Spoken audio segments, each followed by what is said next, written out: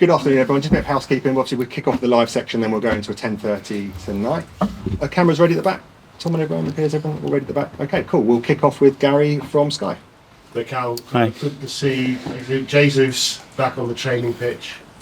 Yeah, I was really happy. Obviously, it was a big blow for him after all the preseason that he had to have another surgery, but he's looking really sharp. He trained the full week really good, so he's ready to go. Are you ready to go? You probably not ready to be involved this weekend, or will you be? He's ready to go. Yeah. From the start? That's it. Wow. That's great news for the fans. Yeah, it's very good. You did your buying early, didn't you? Got it out of the way. But obviously I know everybody's working hard on trying to clear some of the players, or maybe fringe players, away from the club. Any news, any progress on that score?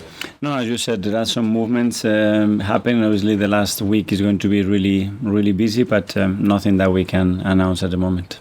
The two that appear to be nearest are Flo, Balogun going to Sociedad. We cannot say anything else, and there are Monaco. I apologise. Sorry. So some movements, but yeah, we cannot get dragged into individuals because there is nothing concrete yet. And with Kieran seemingly going on loan to Sociedad, have you fly him over there and show him around when he goes? Again, there are things that are not resolved yet, and when that's the matter, we will tell you. And there could be, I guess, before the window closes, others as well. How important is it to get a settled squad when the window is closed? Well, really important, especially for the players. You know, everybody needs to have clarity in their roles where they are playing, obviously their families as well, and we need clarity, the amount of numbers that we're going to have and who can do what. But till the window is open, which is still a bit strange, you know, to be competing already in different competitions and still the window is open. We have to deal with that. It's happened for a long time and we are used to it. Gabriel is probably on that list of players you might listen to offers for. Going back almost a year, he was the hero and villain in the game against Fulham, wasn't he? A bit of a mistake for their goal, then got the late winner. Yeah, but Gabi is a really important player for us and there is nothing going on with that at the moment. Okay. About Fulham though, obviously you got a win a year ago. Different proposition this time. They started well, a bit better last season, didn't they?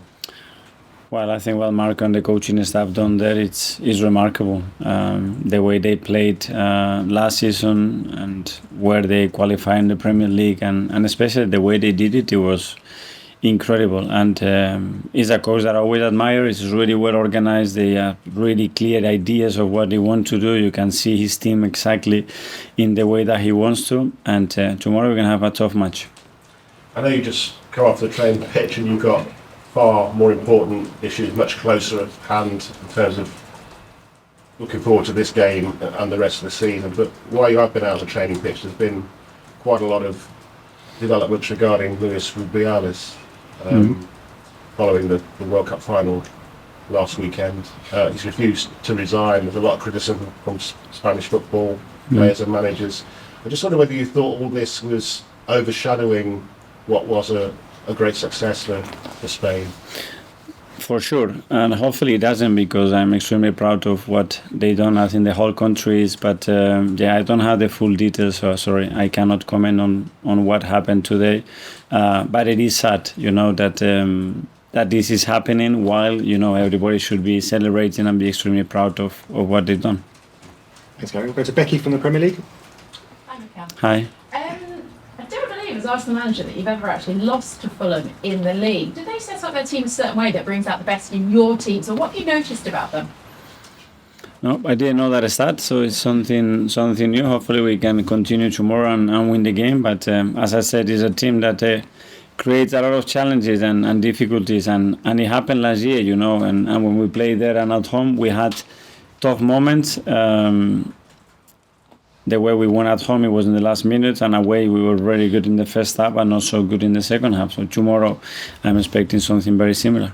And do you think that the start of their season, it seemed to be a bit of a smash at grab at Everton and then obviously the defeat to Brentford, do you actually think that's a true representation of where they're at? Because obviously with Mitrovic gone, Tim Ream not there tomorrow, is it a bit sort of on paper a difficult spot, but in reality they'll still be the same Fulham that you? I don't know. The majority of the group has been there for a while. They've been doing very well with that core group. It's true that Mitrovic gave them a different dimension, but Jimenez as well is a very proven goal scorer in this league that he did extremely well at Wolves. And they have resources. They have the capacity to hurt you. And tomorrow, again, we will see that for sure.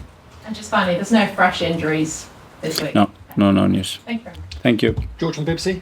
Mikel, hello. Just before I talk to you about Arsenal, have you seen Mike Dean's comments overnight about VAR and he didn't send Anthony Taylor to the monitor? And I just wondered what's your take on it, and do you think it's an isolated incident, or do you think we've got a big problem with it? I prefer not to comment too much on referees. Stay away from it. I think it's clear from the images what to gather, so prefer not to comment on that. Just reflecting on Monday, that was a really, I know we're 2 games into the season, but winning away against Palace with 10 men, that's a really good result, isn't it? Especially when you have to play over 30 minutes. They're in those conditions, but we did it, and the team showed incredible resilience and hunger to win and react against difficult moments, and this is what we want. So it was a really good game for us to learn something different. I think before your time, the Arsenal team had a bit of a reputation of sort of being a bit weak.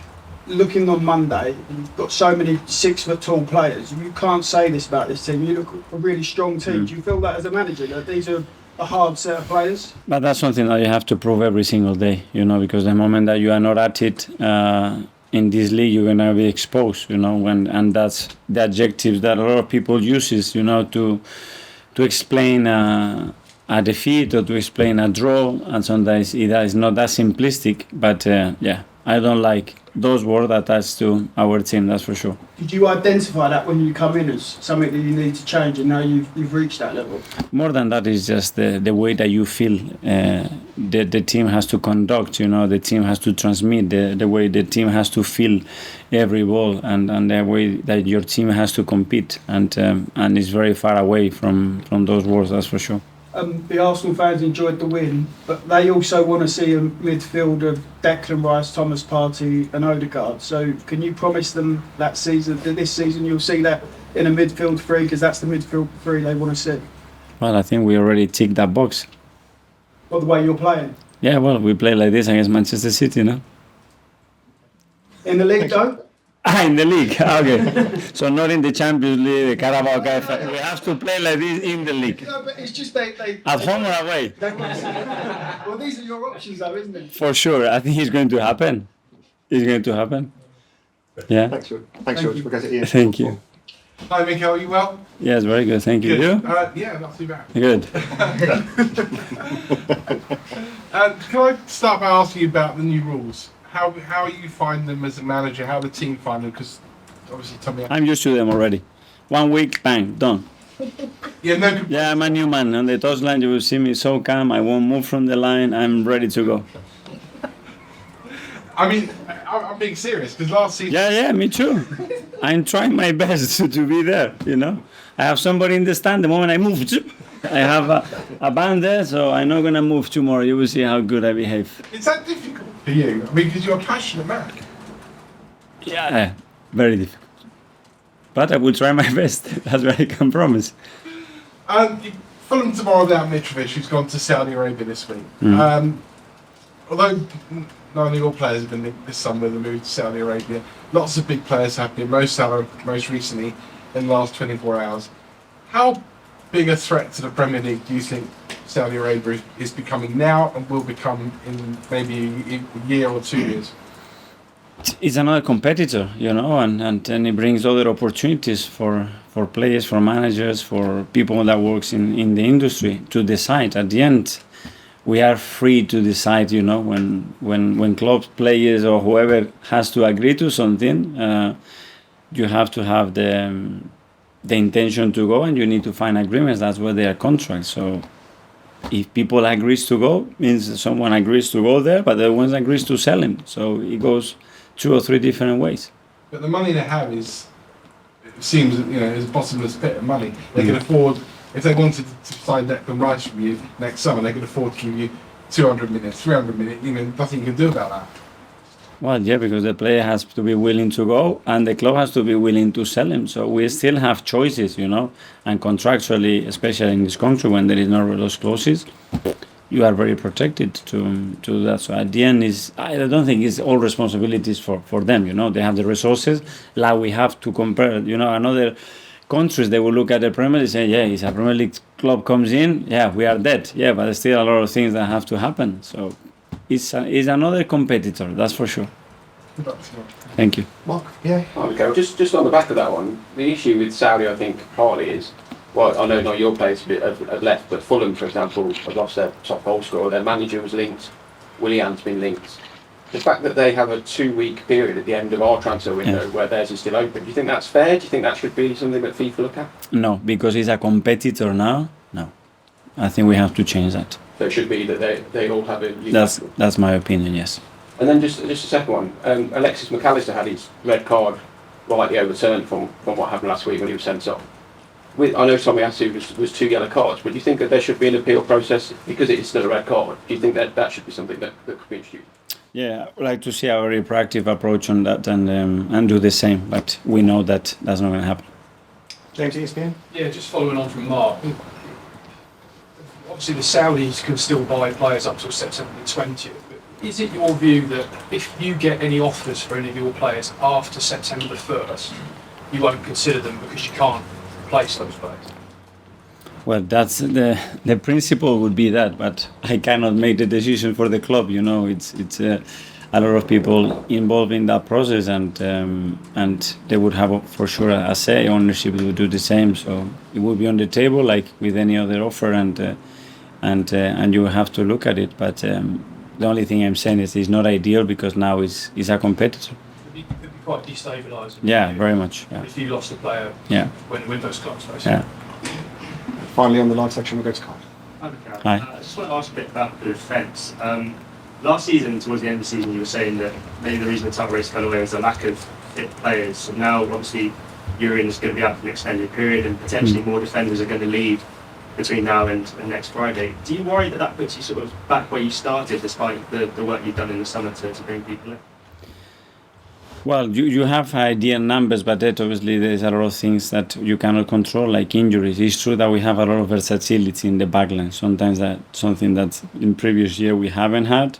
It's true that we have used different players in the backline that in previous year only at the end we use for certain moments. And some of the other things that we cannot control is that players decide to leave or when there is another type of issues. So we have to adapt to that. Okay, that finishes the live section. We'll go to 10:30 tonight.